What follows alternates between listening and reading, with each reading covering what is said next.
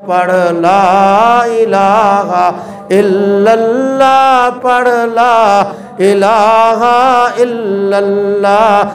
عمرے کا طواف کرنے کے بعد ابھی ہم نے صفا مروہ نہیں دوڑی، حلق بھی نہیں کرایا، ایک طواف نفلی کر سکتے ہیں، لیکن بہتر یہی ہوتا ہے کہ پہلے ایک کام کو پورا کرو، طواف کرو، صفا مروہ دوڑو، حلق کرو، پھر نفلی طواف کرو۔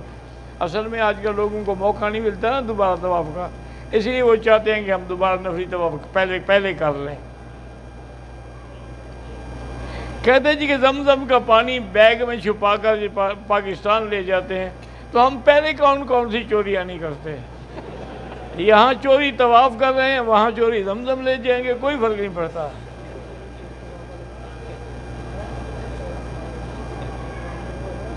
اللہ تبارک و تعالی ہر بیمار کو شفاء کاملہ عطا فرمائے۔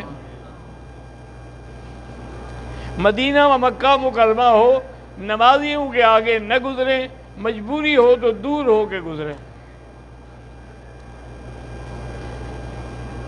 مدینہ منورہ میں حضور کے روضہ مبارک پر لوگ شور و غل کرتے ہیں، بالکل ناجائز ہے، قرآن کے خلاف ہے کہ لا ترفعوا اصواتکم فوق صوت النبی ولا تجہروا لہ بالقول کجہر بعضکم لبعض ان تحبط اعمالکم وانتم لا تشعرون۔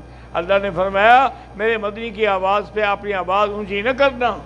ایک معنی یہ ہے کہ نافرمانی نہ کرنا، ایک یہ ہے کہ ویسے بھی بات کریں تو اتنی اونچی نہ ہو کہ حضور کی آواز سے اونچی ہو جائے۔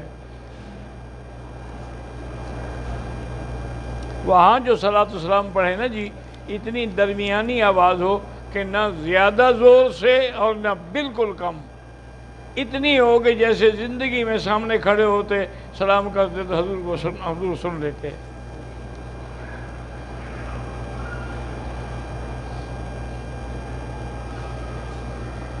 میری پہلی بیوی سے 4 بچے ہیں، اللہ کے کرم سے چاروں حافظ ہیں، عالم بن رہے ہیں، 2 نظر بد کا اندیشہ ہوتا ہے۔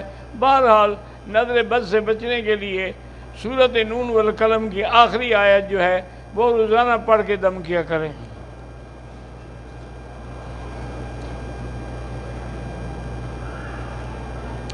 کسی کے وسیلے سے دعا نہیں مانگ سکتے، دعا سیدھی اللہ سے مانگیں۔ اس لیے حکم ہے کہ اذا سألک عبادی انی فانی قریب اجیب دعوت الداع اذا دعان۔